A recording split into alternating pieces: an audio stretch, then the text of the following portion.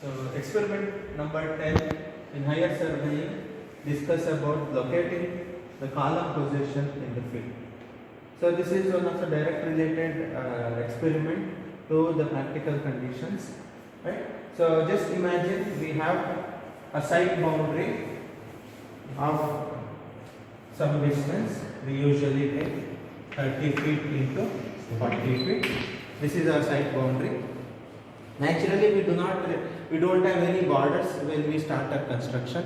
So first and foremost, we have to mark our starting points, ending points of each corner properly, and internal columns and foundation markings are done subsequently. Right. So before starting, first the center line of the road, which is going opposite to our side boundary, should be taken exactly parallel to the property line.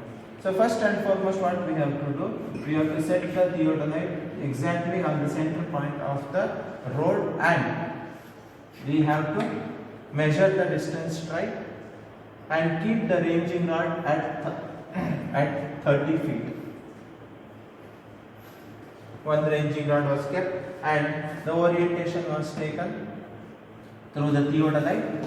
So here we'll set the theodolite and we will bisect the ranging rod exactly at 30 degrees straight and setting the angle in the theodolite to 0, 0, 0.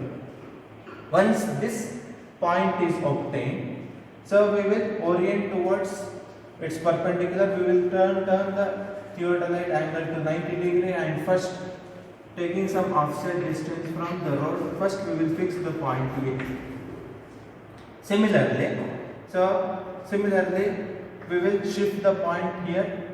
So we will shift the instrument here once again and leaving the ranging rod here. Leaving the ranging rod here.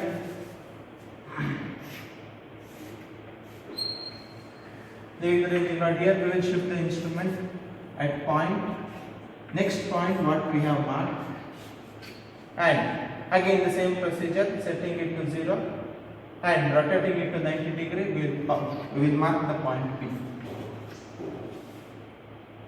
So now we will cross check whether A to B distance is 30 feet or not. If any difference is found, we will repeat the procedure to find 30 feet. Right? Once the first point is obtained, we will shift the instrument to point A. We will shift the instrument to point A, leaving the ranging rod at point B. Now, marking 0, 0 on the theodolite, we will bisect this. Make sure that the distance between A and B is 30 degree. Then we will rotate the theodolite to 90 degree and we will find and we will locate the point C. Similarly, leaving the ranging rod here,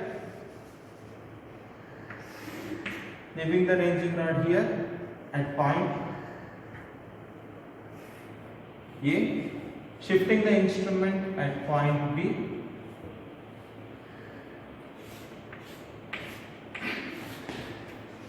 bisecting the ranging rod at A, rotating the angle of theodolite to 0, 0, will rotate again to 90 degree to find the point B. So now, once the boundary of the site is fixed,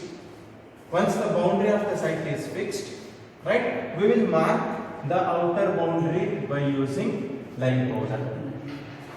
So once the outer boundary of our property line is marked by using the line powder, further column location as well as foundation marking is done subsequently. So once we have the proper location in the drawing sheet, right? So the same thing should be marked in the field, right? So first what we will do in the drawing sheet, we will mark the column as well as foundation dimensions in the drawing sheets. through AutoCAD. Right, we will mark the dimension and we will mark the grids A, B, C, D, and it goes further. Similarly, in y-axis and in x-axis, we will mark it as 1, 2, 3. And if there is number of columns further, we have 3, 4, 5 also. Similarly, so this column, let me call this column as column number C1, C2, C3, and it goes, right? So this column number is indicated by the grid line B1. Similarly, this column number is indicated by the grid line A1. Similarly, this indicated by grid line B3. So in this way, each and every column has got a separate identity. Once the boundary is set, first and foremost we will set the instrument at point A. And at the far boundary we will fix one ranging rod here. By knowing the distance from the point A to this point, by measuring, this is, just imagine, this is the first location of point A, which was marked on the site, and this is the second location of point B, which is marked on the site. So we will set the instrument on the grid line A, and we will exactly bisect the ranging rod which is kept at this location and this location. And we know, so at this point there is one column, and it should be in line with the grid line A. So 0, 0 is set in the theodolite and it is bisected through the theodolite and bisected through the theodolite, and these two ranging rods should be parallel to each other. So once making sure that these two are parallel to each other, we will exactly find out the location of next point. So we know the distance between the two grids is, just imagine, 5.00 meter. Next, what we will do, we will orient the theodolite to 90 degree and we will find the distance 5 meter and mark the next grid line point B. So leaving a ranging rod here, we will shift the instrument to this location. Here there is a ranging rod. We will shift the instrument to point B. Similarly, so at this, from the center of this grid line to this grid line, it is 5 meter and it is marked, and the grid line is marked by using limestone. Exactly parallel to the direction of the orientation. Now again, so back orient to 90 degree, shift the instrument here, leaving the ranging rod here. This is how each and every grids are marked on the ground by using limestone, right? So once we reach here, so all the grids are marked, A, B, C, D are marked on the ground by using limestone.